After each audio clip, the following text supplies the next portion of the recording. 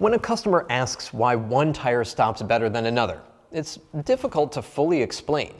It's because it's about this magic blend of chemistry, design, and construction. And while traction and braking may sound like the same thing, they're built differently into every tire. Let's dive into what defines grip next.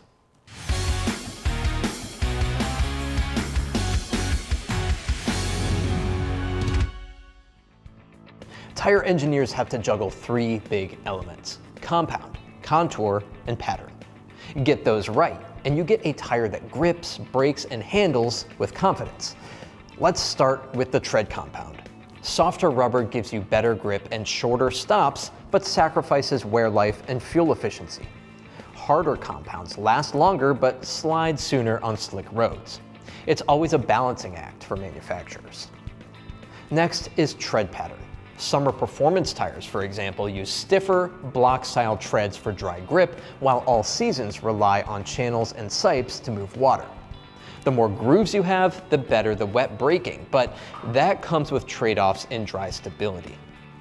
Then there's tire contour. It affects how evenly the tire presses into the road. Too flat, and it wears unevenly. Too rounded, and you lose contact under load. The ideal shape spreads braking forces evenly across the tread to keep grip consistent.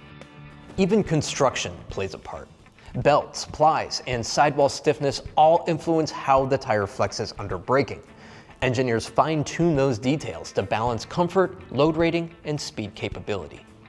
The key takeaway is that grip doesn't come from one ingredient or one aspect of engineering.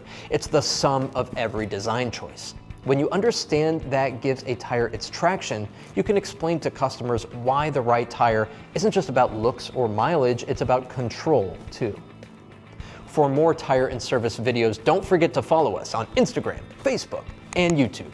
I'm David Sickles, coming to you from the Tire Review Continental Tire Garage Studio at Babcox Media. Thanks for watching.